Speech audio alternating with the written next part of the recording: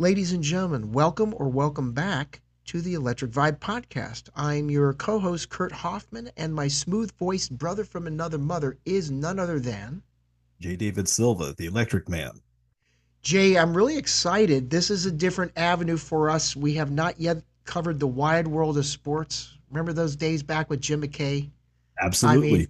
if you like that, folks, you're going to love today's episode. Jay, can you tell us who our first guest is who has just entered the green room? Yes, Kurt, it would be my pleasure. On today's episode of the podcast, we're welcoming Bob Robustelli, who's just written a new book about his father, Andy Robustelli. Andy, over 13 NFL seasons as a defensive end with the Los Angeles Rams and the New York Football Giants, forged a Hall of Fame career as one of the best at his position. In his new book, The Pope of the NFL, the Andy Robustelli story and the family that loved him, Bob tells the story of his father through the eyes of the family that loved him and details not only Andy's legendary career, but also his life as a humble, loving, dedicated family man. Let's welcome to the Electric Vibe podcast, Bob Robustelli. Bob Robustelli, thanks for coming to the podcast, sir. How do we find you today? How you doing? We're doing good. Everything's fine. Life is good. It's a pleasure being with both of you. Thank you. Well, it is great to have you on here. Obviously, you come from a great lineage. You know, your father. I still marvel at the fact that he was what in the 29th draft pick, 19th draft pick, 19. 233rd Right, selection out of that, right? right, If right, memory serves. right. And one of the greatest defensive ends of all time Yeah, in the Hall of Fame in yeah. 1971 with like, I mean, I'm looking at the Oh, the roster of best. other people that were in that class. Jim Sure. Brown, Yep. right? Wyatt Tittle. Vince Lombardi. Right, Let's not right. the guy who the trophy's named after, for God's sakes. I mean, your Yeah, father transformed that position, yeah. single handedly, and of course Sure, played my beloved Baltimore Colts back in the day in the 50s. sure, sure. So uh, Right. I'm in awe just talking to you. Thanks for coming on, Thank sir. you. Oh, thank you very much. So, Thank you. Bob, I'd like to start out because obviously, and we're going to talk about your dad's legendary career, but in your book, The Pope of the NFL, can you talk about Andy Robustelli, the man, as your dad to start? Yeah, yeah, no question. I'd be happy to. He was scary. I mean, he was a little scary because he wasn't a big man, but he had this look that he would just it would go right through you, and you knew that he knew what you did without him even having to ask or tell you. Um, as a father, he was. I mean, he was always there. He worked hard. In the morning, when he was with the Giants, he'd leave after we went to school. He'd come home, um, 5:36, 6:30 maybe, eat with us. We'd always wait to eat with them. We ate in shifts because there were so many of us. Sure. So me and my older brother ate with my father. And then he'd go downstairs into the base, not the basement, into his office and watch film. I mean, he'd watch 3, 4 hours of film a night. And, and in those days, it was the old Super 8s, Hmm. and it'd take him 20 minutes to go through a play. Mhm. Um, Mm. but he was a good man. I mean, there was 9 of us. Yep. I never heard him and my mother really fight. Um, we always went to church. I mean, if it was snowing out and it was a blizzard, we were still going to church. Yep. Um, Mm. so he was disciplined.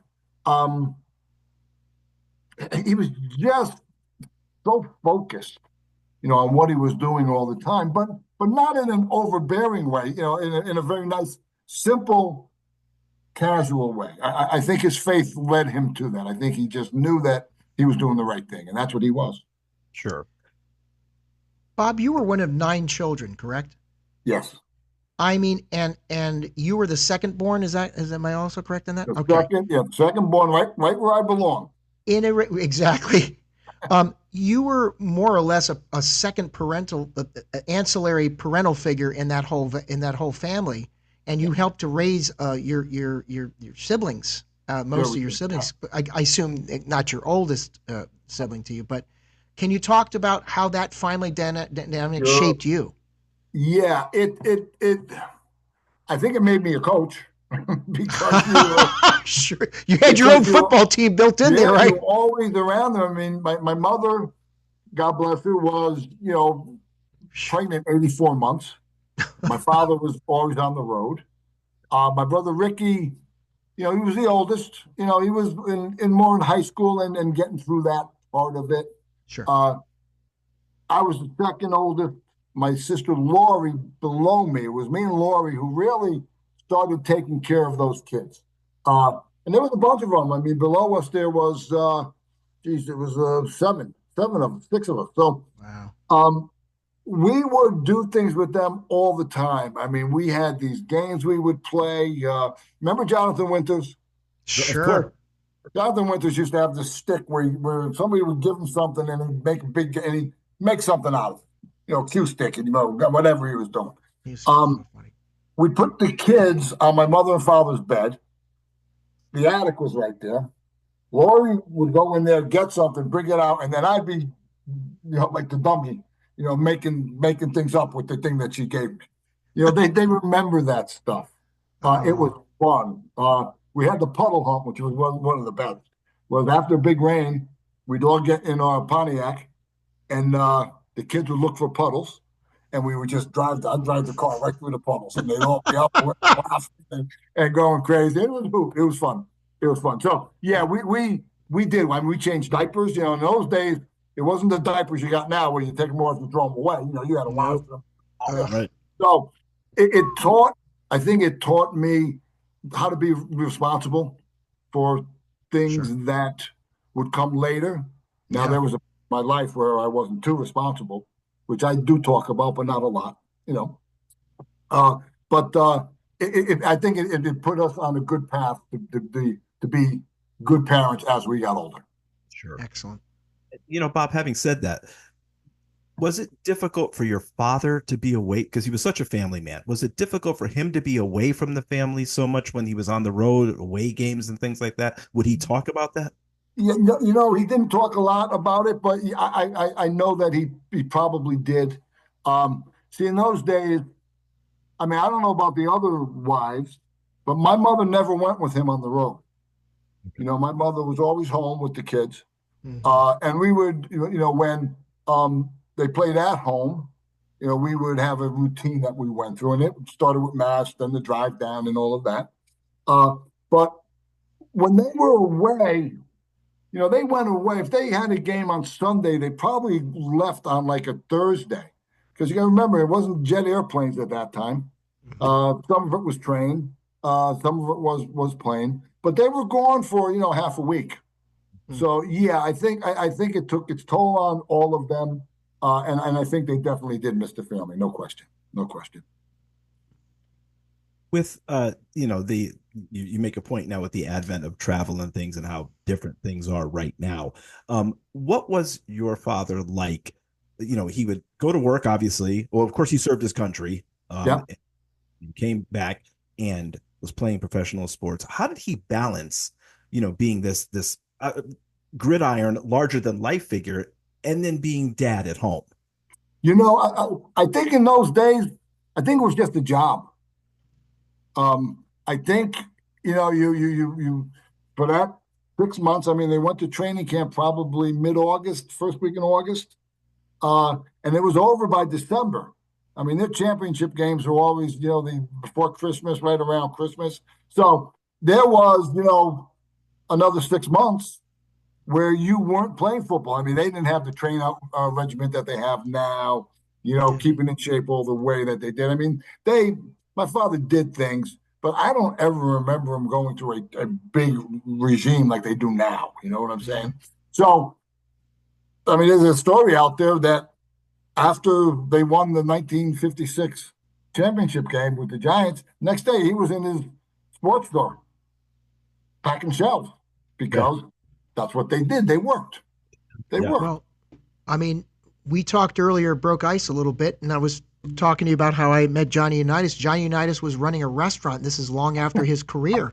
He Right. he didn't have all the, there's the cult of personality that now and with social media and everything that engulfs these sports stars today, that endorsements particularly, um, you don't. It is that is the job. The celebrity part is in itself a job, But and you didn't have that factor back then.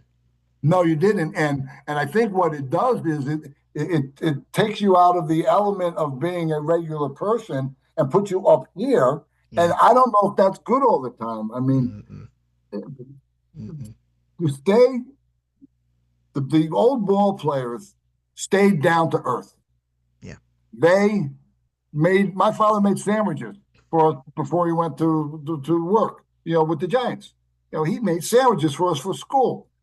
I'm not sure that these guys do that now. Maybe they do. I don't know. Sure. Um, but the celebrity part of it got, a little bit out of control. But then again, the money got crazy. Yeah. Right. Now my father in '64 probably made $32,000 with the Giants. Now, that's 64, 32. Probably not bad.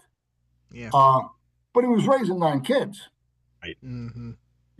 Catholic schools, so it all took its toll. But, Yeah. he was just so steadfast in what he did and what he was doing.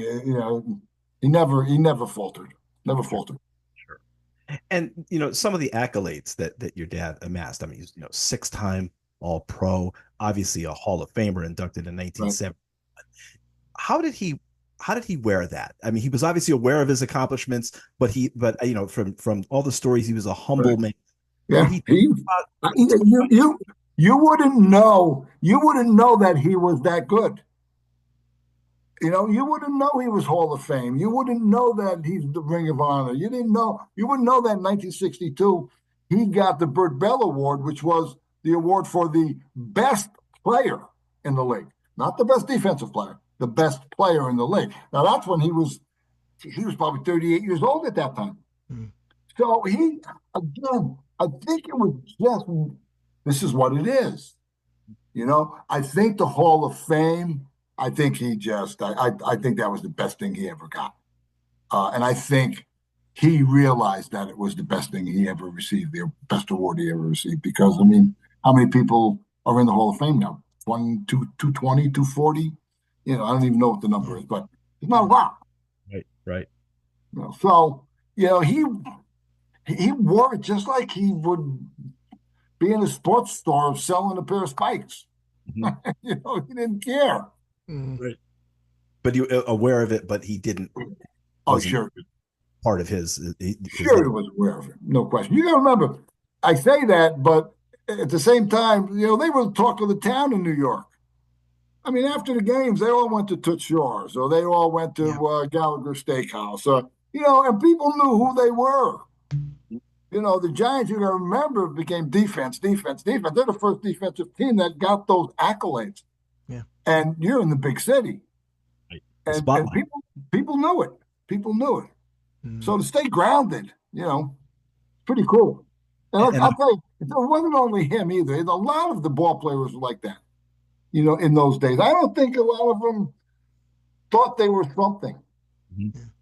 They knew that what they had was good and they were lucky and they worked hard at it. But they also knew that by the grace of God, that's what they got. Yep, yep. And Bob, it's funny that you mentioned that, interestingly enough, because can you talk about how your father's faith kept him grounded and how it out in raising his family? Yeah, if you go back to when my father was a small boy, um, they lived not right across from the church, but the church was catty corner. It was Sacred Heart Church on Schuyler Avenue in downtown Stanford, Italian and African American neighborhoods. And his mother, Katie, cleaned that church 2, 3 times a week. My father was always with him.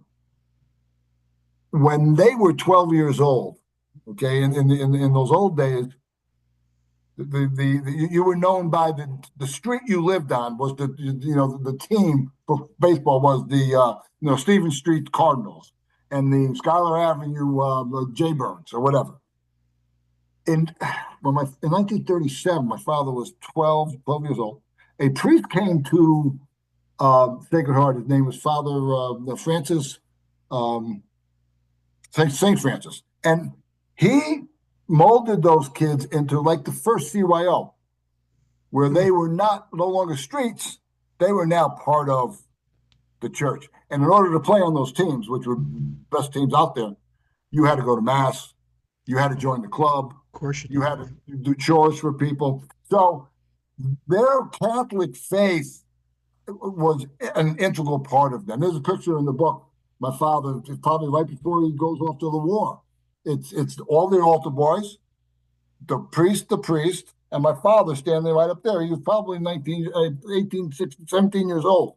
He was the head altar boy. So it was ingrained. And that faith, I think, kept him like this. And especially as he got older with the dementia, which we discussed a little bit earlier. Yeah. I think that the church, I know that when it was my day or my night to take my father, we would go to Sacred Heart Church, or we would go to a chapel, and we would pray.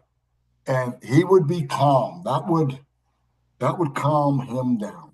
And then we'd calm him down further. He loved ice cream. We'd go take him out for ice cream. What was his favorite flavor? Oh, he loved, he liked peanut butter and chocolate. Oh. Yeah. Was he the kind of guy that could eat it 24/7, 365? Oh, no question about it. No Me question too. Man after my own heart, Bob. When he was older, we used to have to, he loved chocolate chews. And they used to have these boxes and the small ones, and we'd freeze them. And we'd have to hide them on him because he would get naked. So he had his little quirky things, but he was an ice cream freak, no question about it. But church was an integral part for my parents, and I mean, growing up and all the way through life, no question. Sure, yeah. Well, being part of an Italian American heritage, that kind of went hand in glove, so to speak. Yeah. Yes. Can you talk about how not just the Catholicism has been an anchor point in your life, but and I know your mom was Czech Republic, correct? Descendants? Czechoslovakian, yeah. Yeah. Can you talk about how that ethnic heritage was an anchor of sorts? Yeah, I can, and I think it was on both sides. Sure. When we were younger, from the time I was 7 or 8, we lived down with the Czechs. We lived down on Doris Street, which was an Irish, Czechoslovakian type area. And that's where all my mother's family was. Then we moved up to St. Cecilia's Church, uptown, if you will, in the country, it was like 5 miles away. And that's when we started to get more into the Italian side and my father's side. I mean, they were both always there, but we had a very strong cultural upbringing on both sides. It wasn't just the Italian side. Now, in our family, I always joke that there's 9 of us. There's 5 Italian and there's 4 Czechs. And I was just on a meeting today with my brother Chrissy, and the lady said to us, "Boy, you're both so different." And I said, "Well, that's because I'm Italian and he's Czech." So it carried on. You know what I'm saying? But our backgrounds, our cultures, our ethnicity have been very important. I'm sure you guys feel the same way. Oh, sure. I'm half Irish, believe me. I know it. Right. Yeah. Yeah. I get it. One of my biggest accounts when I was, I do meetings and events. That's what my background really is. And one of my biggest accounts was Guinness. Wow. For years. I mean, I've probably been to Ireland, I bet you 80, 90 times. Oh, we could talk some Ireland, Bob. Oh, What's your favorite city in Ireland? Oh, geez. And there's so many of them. Yeah, there is. But there's a little town outside of Dublin called Howth. H-O-W. I've taken the train there and those wonderful hills that you can hike up. Yep, and by the sea, that Malahide area. I mean, to me, that's pretty good. And then in the countryside, I mean, you got, but there's so many. There's so many. From Dublin, you can take a train for 4 euros, I think, and it's a 20-minute trip to Howth. And let me tell you, we took my mom for her 80th birthday, and just to point out, she still works full time at Johns Hopkins doing medical records transcription. Good. God bless. Keep working, right? Yeah, that's what we said. It's an Irish. She's a World War II baby. She's the original Right, boomer. These kids don't even know right, what boomer means. She's the OG boomer. right, right, The right. work ethic, Bob. It's the work ethic. Oh, it's the work ethic, no question about it. You And know. it's the work, it's the discipline, it's the faith. There's no question. Yep. No question. Bob, can you talk about what it was like for you growing up, being at, say, training camp with your father? You know, you got Gifford there, you've got probably Stroud, Rosie Brown, Rosie. I mean, what was that like as a It kid being able to it interact? was I always thank the Lord for what I had and what I have. I mean, I was when I started going there and really remembering it, I was probably 6 or 7 years old. And we used to stay at training camp, which is at Fairfield University, about 30 minutes from home. We stayed there for 3 weeks, never go home. We would just stay up there, and we wouldn't sleep. You know, all those guys had their own rooms. We would never stay with my dad. You know, I'd be in the room with Rosie Greer. You know, overnight. Don Chandler. Uh, you know, I used to make model cars with Homer Jones. He Wow. used to he used to put the sort of doors moved and the you know. So that was such a great upbringing. I mean, but yet we had to work when we were there. We were ball boys. We did the laundry. We folded towels. We did this. We did that. So it wasn't as easy as playtime. But it was so cool. It was unbelievable. You Sure. know. And then we used to go to when they played Saturdays. They used to go uh, do a run through, and we'd be all the kids would go for the players, and we'd be out in right field where Roger Maris used to hang out and be playing touch football. Wow. And you're sitting there, you're saying, you're looking up, you're saying, how cool is this? No kidding. You know, so it was a great upbringing. And me and my brother Ricky were the two luckiest because we were old enough to remember it. Yeah. We were old enough to take part in it. Uh, so it was really very cool. It was really very cool. That's great.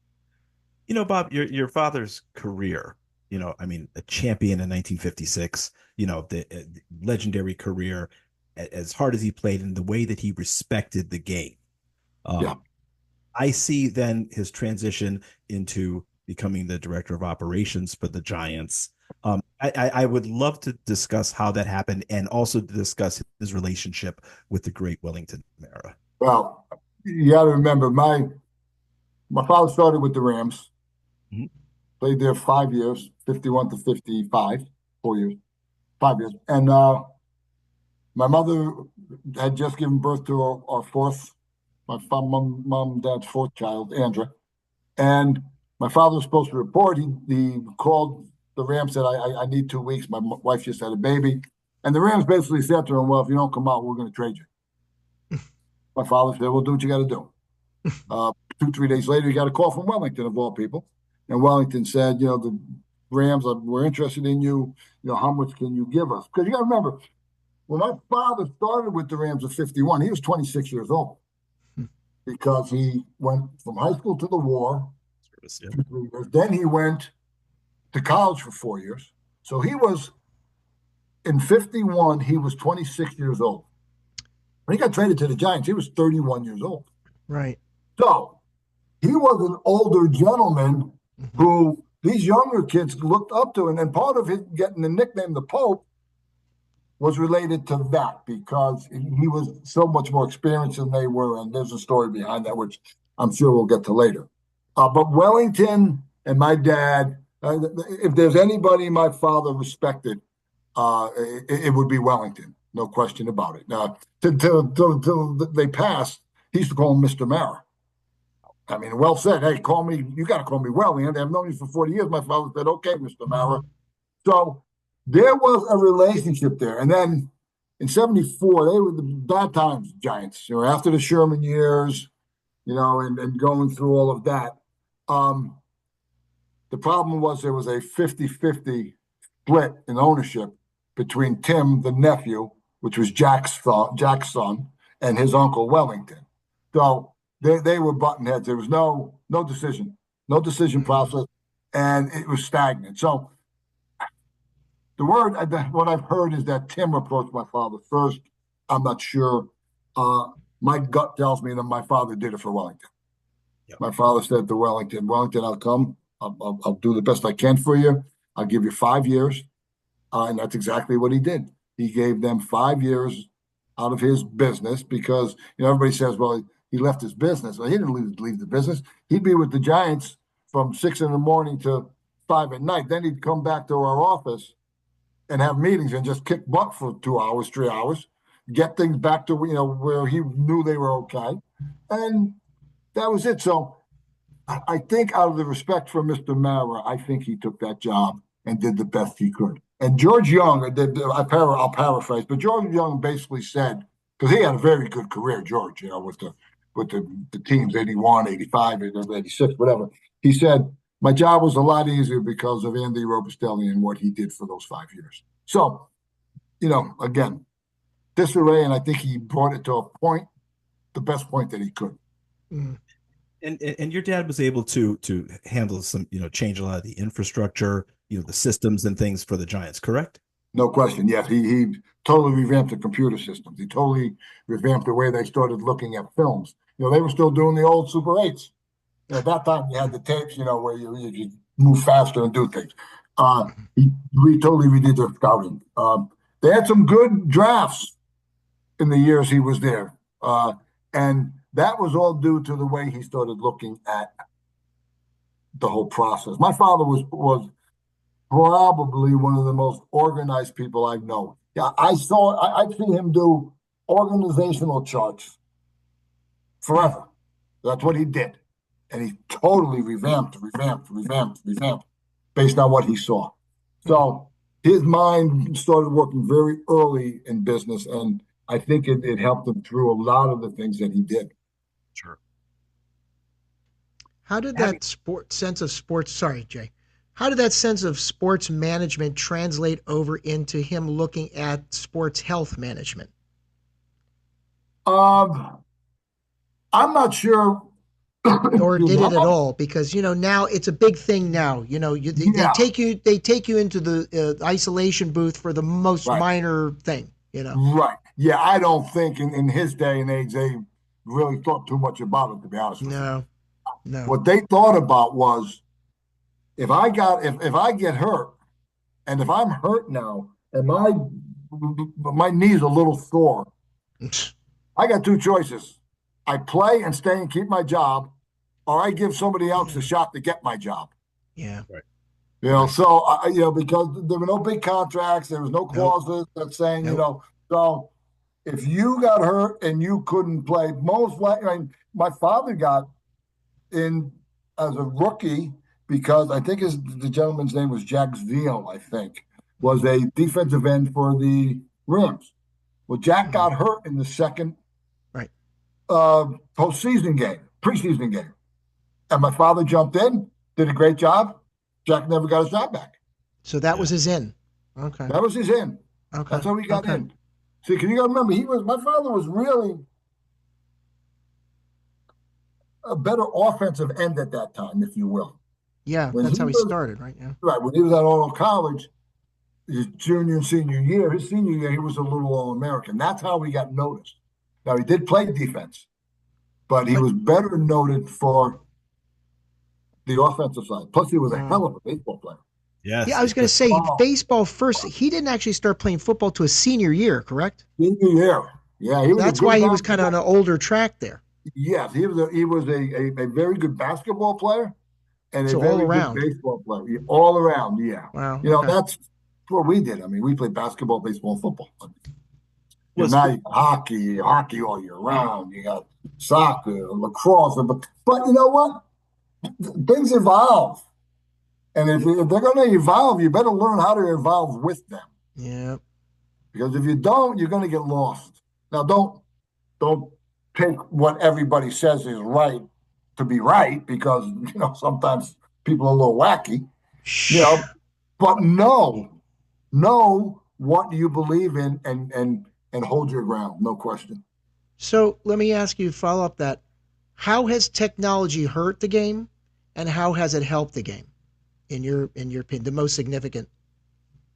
I I think it has helped the game, technology. I think if you utilize technology properly, Mhm. it can only benefit you. Um, I think the training aspect of it technologically Mhm. is far outweighed any other Sure. portion of this game. I mean, I just read something the other day. And it's not football, but it was basketball. LeBron James spends like $1.5 million on his training regimen, Yeah. a year. Now if you're spending that much and you have that much, which God bless you, um, you're doing what you need to do to keep your edge over the other ball players. What LeBron's what? He's got to be 38, 39 years old now, right? Is Yeah. he that old? Yeah.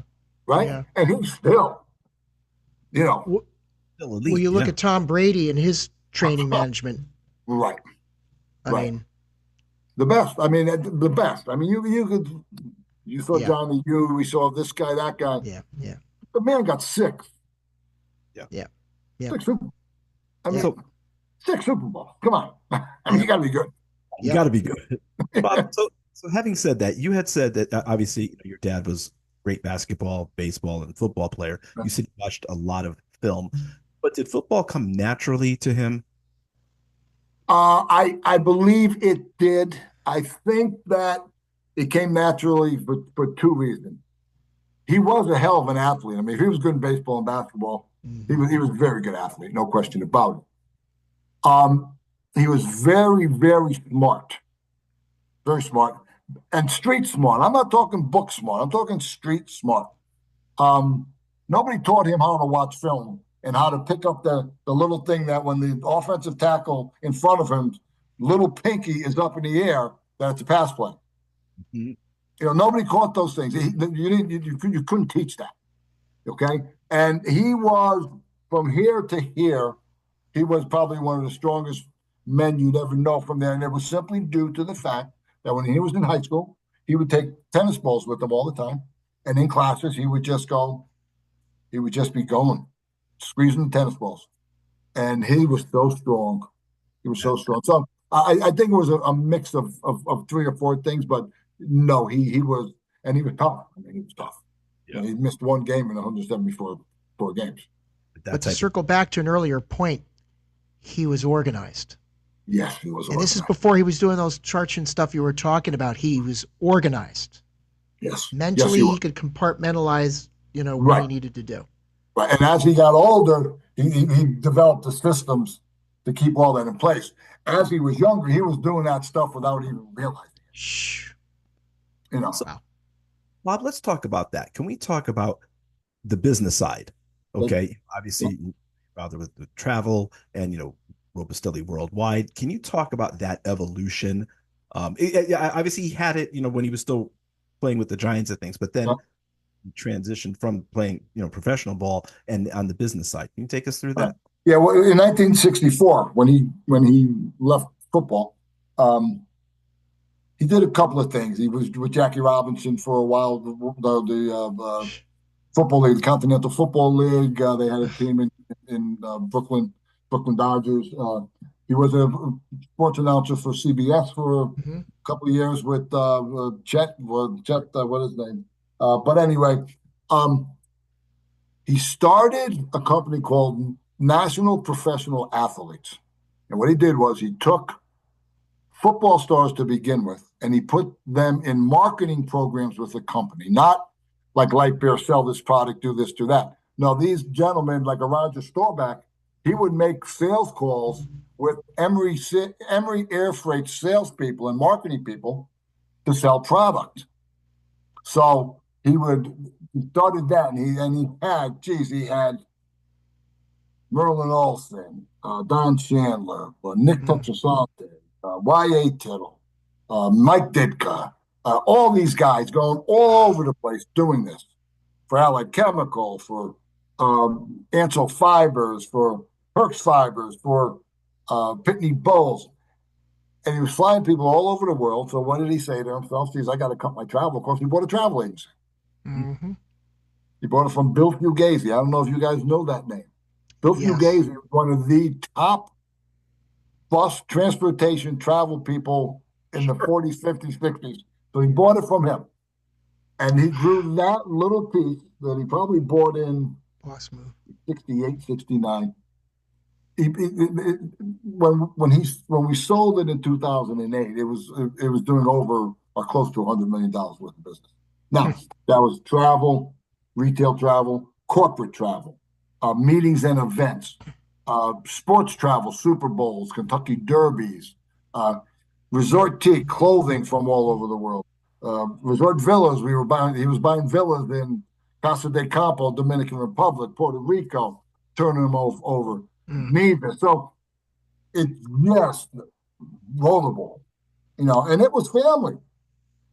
Wow. When we sold in 2008, we probably had about 90 employees, and they were family. I mean, we talk about faith, we talk about this. What he was family. I mean, everything he did was family. Our family was family, naturally. Our Robustelli Corporate Services was family. Yeah. The Giants were family. I mean, he used to take these guys used to come over the house all the time. If they needed a car, my father would set them up with Tony Marciano from the Pontiac down in Stanford. A bunch of them lived in Stanford. So he was all about family. And the thing he always said was, you do not coddle members of your family. You win together, you lose together, you work together, but always together. Right. And that's what he believed in. And that's what was ingrained in us. And that's how you all live your lives. Wow. That's how we all lived it. Yeah, and we still do. I mean, we get along, my brothers and sisters, still. Well, we had our family squabbles, but nothing to the point that it would ever break up a family. Sure. And to this day, there's a love there that, I just, again, thank the Lord that we have it. And the ultimate currency in that whole dynamic, Bob, was loyalty. Yes. That's huge. Yeah. Part of how that kept together. Yes, and there was loyalty. If you remember, in the corporate world, Jay, you were in it down here when you were with Bigelow when we first met. What was loyalty? Some people are loyal. I'm thinking Bigelow was probably loyal at that time because they had a very good business. Right. Family. Robustelli Corporate Services, our people are loyal to this day. People still reach out to us. How you doing, this, that, and the other thing. And it was social media. I mean, I'm not on all of it. But they get in touch with their daughters. So there was a loyalty there that, you knew that Andy Robustelli and the Robustelli family had your back. And John, as loyal as your dad obviously was, and to the Giants, what was it like when he would go back to Giant Stadium? What did that mean to him? Oh, I to this day I love it. I mean, I do. Even now, they're going through hard times. It's hard, but the one thing I always say to people when we're talking, I say, well, wait, don't you understand that these people are trying? Yeah, it's not like they're laying down. Nope. Say what you want about Daniel Jones, okay? I wanted him to do good. Sure. I still want him to do good. For some reason, he's not doing good. But it's not for lack of trying and not for lack of trying to study and getting in shape. It's not. So you got to remember that. People don't want to lose. How many kids grow up wanting to play sports in an elite situation that don't end up going to do it? These folks are the best of the best, whether they're not doing on paper and what the stats say. This whole stat culture with technology, that's just Jesus. I'm sure your blood pressure just gets a 30-point raise whenever you think about that, Bob. 100% right, because you look at growing up, we played sports, okay? I was a pretty good athlete. I'm not going to BS you. I was a good baseball player, good football player. I wasn't even close. Yeah. Okay? My brother Ricky was the last cut of the San Diego Chargers in 1970. He was a quarterback. Mm-hmm. That's when they had this guy, Wayne, this guy, John Hadel was there. Mm-hmm. And he was the last cut. So I know how good Ricky was, and he wasn't good enough. So these guys are, like you said, Kurt, are the best of the best. And it's not a lucky break. Nope. Blood, sweat, and tears like anybody else. No question about it. Yeah, That's why you can't, the one thing you were talking about technology and everything before, the game is so scary now because it's so fast. yeah, And these guys are so much like Iron Men. I mean, these defensive backs who are, yeah. was 6'2", 180, Crazy. and are like rocks Yeah. are coming in and making plays. I mean, your linebackers. And it's a hard sport. Listen, this is why I have mixed feelings, Bob, about Thursday night games for I know. teams and that quick turnaround and the Yeah, injury prone. I mean, Jesus, yeah. And coach, some of it's the field. Right. oh, Some I of the know, turf, turf toe or whatever the hell. some of the turf isn't good. I mean, people have been complaining about Meadowlands for years. Yeah, I don't know if they complain about other stadiums. We probably hear that more because we're here. yeah, yeah, yeah, yeah. But again, you're saying that. You don't But think the Giants want the best turf they could have? I mean, Christ, I was watching Kyle Hamilton on the Ravens the other night, and worrying about him on the Thursday night game, and he injures his ankle. Like, oh shit, don't take away one of our best defense players, please, for the love of God. Right. You But you know, see, what happens now is you have to count on losing players throughout the year. of course. Right. Yeah. That's why, it's getting to the point now, which probably should have been earlier. You got to have 3, 4 good running backs now. Yeah, no question. Yeah. That's why Shaquan, who, he left at whatever reasons, um, he's pretty durable. He's pretty durable. Yeah. Look what he's doing this year. You see him jump the guy, Backward. backward. I mean, but you need 3 or 4 backs now because they're not going to make it. Mm. Bob, I Mm. wanted to ask, I know that you're an author, you're published, you've done some screenplays. Can you talk about that, your evolution into writing and Sure, sure. is it- Be happy to. I talked before, about running events and meetings for corporations, doing it around the world. When I traveled, I would always have a book. I would never, I would very rarely watch a movie. I would read, and it was always spy novels, thrillers, that type of genre. And I was flying around the world, and I'm saying to myself, I'm in Russia doing business with American football, and I'm saying to myself, boy, what a great cover this job is for a spy. Yeah. So we sold the business in 2008. We sold it during the slow period. And I said, I'm going to write a book. So I took that and I started writing, started taking courses, some online, other ones in person, started writing. And the landlord that I got when I started my new business, lo and behold, lovely lady, Geraldine, was an English major. She came by one day and said, "What are you doing?" I said, "I'm writing a book." She said, "Let me see it. Give me the first 50 pages." I gave her the first 50 pages. She came back, edited. She said, "Keep writing. It's not bad." So I kept writing. Before I knew it, I had 3, 4 manuscripts. Finding a publisher is very, very hard. So I self-published my first book called Teamwork. It's about Russian spies, United Yeah. States, and Ireland. And Ireland, see that? Right I, there. That's I, what I I I'm think. picking up what you're putting down. Yep. And then I right now I have 2 series, 4 books each. Uh, I have 2 other books. I have the biography on my dad, which is the only nonfiction I've written. Uh, I like fiction because your mind just goes crazy. Escape. Uh, Yeah. yeah, and this is research. This Pope in the NFL is research. So it's different. But I tell you, I've enjoyed it, and Gonna you ask. know, we almost had this. Peter Golenbach, who did this book with me, very, very, very well-known editor, and he co-wrote the Bronx Zoo, which in its day was a pretty I remember reading it back in the day. Yep. right. Huge. too. So Peter put it in a good place. We did a lot of work on it. And I enjoy it. Then I wrote 3 screenplays now, and now I'm promoting this. So I haven't written in about 4 months, 5 months. I missed it because I used to write every day, at least try to do at least 1,000 words. Yeah, The words, and that's a good escape. Sure.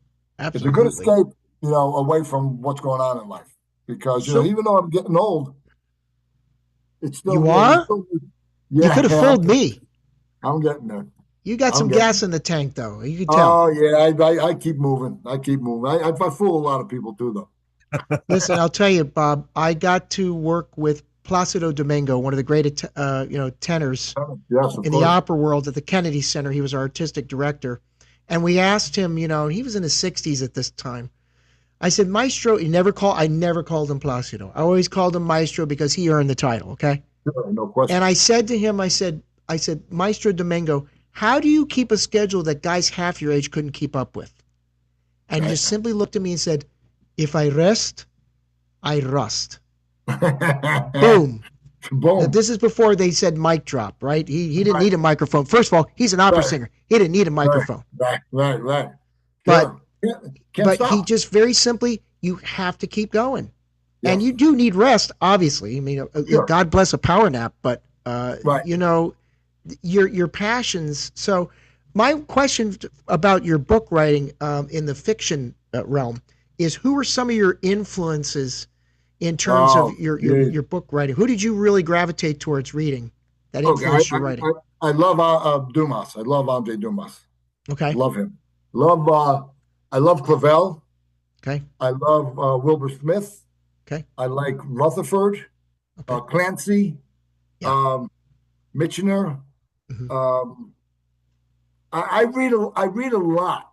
I read a lot. You could tell. I, I'm trying to, you caught me off guard because usually when I have this coming, nobody's ever asked me that question, and I always Good. had it up there. We try to ask questions that most people don't Yes, ask you, Bob. So at least we try to get one or two in there. but I love the spy novels. Sure. I really do. I love the spy novels, and I love the thriller genre. Um, and um, I'm trying to think of who else. I mean, geez, there's so many. There's so I'm many that I'm, I'm. I'm Yeah. surprised I've heard James Bond come in the conversation. Well, you know what? I didn't read a lot Not about Ian Fleming, huh? Ian. I didn't read a lot of Ian Fleming. No, no, I didn't. Um, I gravitate to. I like saga, Okay. Shogun, Yeah. Oh, Clavel. sure. Love them, You're. love them. What You about know, Pearl Buck, The Good Earth? You're. I, no, I've never read them. Oh, Bob, you've got to read the Good Earth trilogy. Okay, Got to read it. because the trilogies that are out there now, Game of Thrones, great Sure. book. I mean, the Yep. movies, show was great, but great books. The Kings with the Lord of the Rings, Sure. Tolkien, Tolkien. the Witch, the Wardrobe. What's his name? Narnia Chronicles of Narnia and all that. Yeah, Yeah. I mean, yes, all of that stuff. Wow. Cool. I like the, Did Harry I Potter love, do it for you? no, Okay. I no, didn't think I so. don't know why. I don't know why.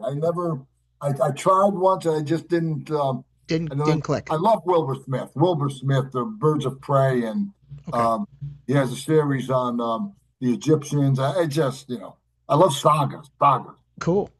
I like books that my favorite book is Andre Dumas's Count 'em Monte Cristo. The Okay. Sure. the big full version. The Sure. 1200 Oh page. yeah. Yeah, that's my favorite book. I just Sure. like I'll read it every 3 4 years. Cool. So Jay, you didn't know I was this smart, did you? I absolutely knew it. You know what, Bob? We were talking in the intro. I think I described your book as almost like a love letter to your father, and we're talking about you writing. Was the book difficult for you to write, or was it easy? Going back over the memories that you had. No, it was pretty easy. I mean, it was written with love, and I know we throw that word around a lot. I liked them. I mean, my family, they're nice people. So it was easy. I think it was easy writing about it. What was hard was trying to figure what to put in and what to keep out. Mm. I didn't want controversy. Not that there was a lot of controversy, because there wasn't. Um, I wanted it to be a feel good story, and I wanted people to know that at the end of this, all of this, that they passed for these reasons, and we're going to miss the hell out. Wow. Simple stuff. That really Simple, puts a button on it. Yeah, you yeah, know. yeah. I mean that's really special. And and probably one of the last things that I want to say, Bob, is let me just tell you a little bit, and I know you know this already, about what your father meant. I mean, it was a big deal when I was able to tell my dad that I had you, because of course he watched your father Okay. all, Yeah, and just generationally, my son is a huge New yeah. York fan, and but he's also a student of the Giants and a Oh, student of. cool. So when I was able to show him the autographed copy of your father's book that you gave to me, which means so much to me, and your father's Hall of Fame card that he signed, when Right. I showed that to my son, he couldn't believe it. And to be able to share that legacy, with him from one of the stalwarts of the NFL, Right. just means a lot. So, I just want you to know how much your father still means to my family, Good. and to share that was really a big deal for us. Good. I appreciate it. I mean, I remember the days when I was calling on you and stuff, and bringing the book in, and the card in, and before I was fooling around saying I did it because I wanted to get some business from it.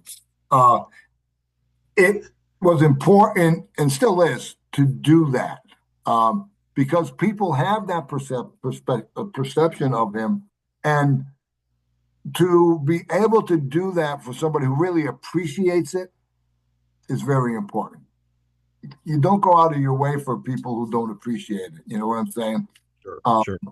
and I knew at that time that you would appreciate it, just because of the conversations that we had. So, I'm very you know, grateful. I appreciate it too. And make sure your son reads this one. Do you have a copy?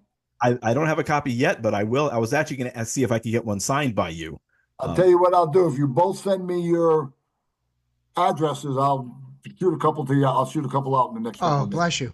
That All right? that's awfully generous. We Oh, we please. are planning on plugging this book. I will have this episode up and running ASAP, because we want people to purchase the book and read it. And I did say, if you ever get a chance to do this, and it's an effort to do it, having talked to people who've Yeah, done their own audiobooks, it's worth it if you do an audiobook to do it with you and not somebody else doing it for you.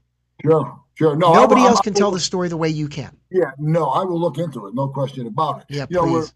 we're out promoting. I'm doing a lot of podcasts. Any book Giant. signings in the area I coming just around? did one. I did one at the Italian Center up here in Stanford. Okay. And what I did was I utilized, Bob Papa did a chronicle, Giants Okay. Chronicle, on my dad in 2019, about 16, 17 minutes long, with the ads taken out. So I started it with that because it gave a good cross section of who he was, what our family Yeah. was, where he came from. Then I did a 15-minute speech on the book, why I wrote it, the different things that I put in, Wonderful. why, and then question and answers. And then we sold some books, and that was the first one. Um, I'm doing things right now. I just had a call with the diocese up here, trying to get my book to them, which I've given it to the bishop because I known him Sure. from I was an athletic director for 4 years at Trinity Catholic down here. Hmm. Hmm. So I knew the bishop, and he said, "Well, call this guy." So I just got off the phone with them. I'm sending them the book. So, I'm trying to do things and keep it going, because a lot of books, when you write them, I think they have a shelf life, of a year or so. This book, I think, has a longer shelf life because Absolutely. it crosses so many things. It's Hmm. football, it's family, it's Yep. faith, it's Yep. business, it's relationships. So hopefully I can keep it going. I mean, I'd like to get on the circuit and start taking the book out and really giving speeches, showing that film, giving speeches on it. Um, Has for any kids. And sport? Yeah, but you need it. Has any sport talk shows asked you to come on? I mean, you really need to. Yes, I've been on a couple. I'm waiting for Mad Dog to get back to me. Oh, okay. Oh, I'd love to watch that. I got ESPN is interested. I'm talking to them now. Good. Uh, the Post had articles in for me. Great.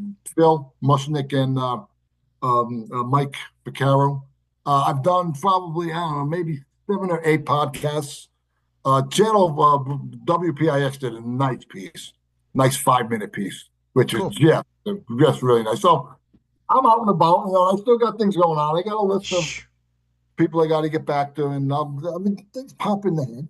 You know, I- If keep I'm going. ever in the Connecticut area, I'd love to meet you in person. Oh, please, So I would love that. Sit and have a cup of coffee. I don't drink no more. I told you those I bad days. I told you those bad days. That's it's and hey, I'm not ironically, I even work in drinking the when I wine was and spirits industry as a wine specialist. So oh, I that's okay. I totally get it.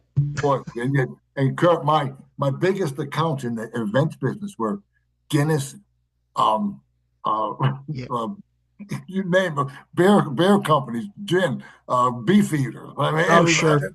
that people wonder why I drank. Did you ever work for Avco Lycoming, Textron? Those guys ever No, come in Stratford? no, Okay. no, My no. old man worked for them. That's why I lived in Newtown and Sandy Hook area for 4 years. That's what I mentioned to you earlier before That was the high recording. school years, you said, right? Yeah. Jay, Went I to still Newtown can't High School. believe Yes, sir. I still can't believe he's the youngster of us. Yeah, right. Not that you look bad. I don't mean you look bad. Don't get me wrong. No, no, believe me. I know I'm 54. Believe me, I get it. But we all wear it well. We do. We're not bad. We're not Shh. bad. Listen, I always say, Bob, I still have hair on top of my head. What's underneath it is a whole different ballgame.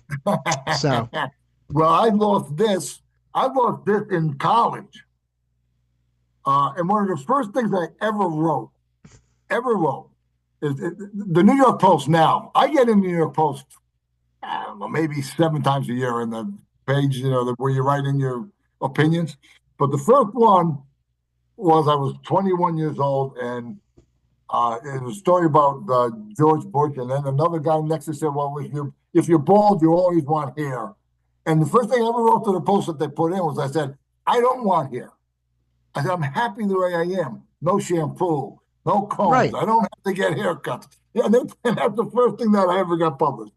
right. Oh, It's a that's so funny. That's Ah, great. crazy, crazy. Uh, It's Bob. been a hell of a time, but you're a hell of a guy, Bob. It's really been great to get to know you and hear the stories. So, Well, Gentlemen, really, thank thanks you for coming very on with much. us. I appreciate it. If you ever need anything from me, let me know. Jay, please email me the 2 addresses, I sure will, and we're very okay? And I'll get those out in the next couple of days. And if you Bless guys you. ever need anything from me, please let me know. I appreciate you Ah, having me on and helping me promote this. I really do. thank you. Consigliere Robustelli, we appreciate it. Molto, molto bene. Mille grazie, signore. Grazie, please. Prego. Kurt, I'll let you go. Good. Thanks, man. Oh, you're welcome. But folks, if you liked what you heard, if you're just listening to this on the various streaming, so you can stream on all sites, and if you like what you saw today on YouTube, please hit the like and subscribe button down below, and stay tuned for more content. And as I always say to close our show, a rising tide lifts all boats. Jay? Well, once again, we're going to thank Bob Robustelli. Bob, thank you very much. Promoting his book, The Pope of the NFL, the Andy Robustelli story and the family who loved him. You can purchase it on Amazon. Please go out and get a copy. Bob, once again, thank you. And like I say to everyone out there to close our show, when the universe comes knocking, you have to answer the door. Peace. Peace. There you go.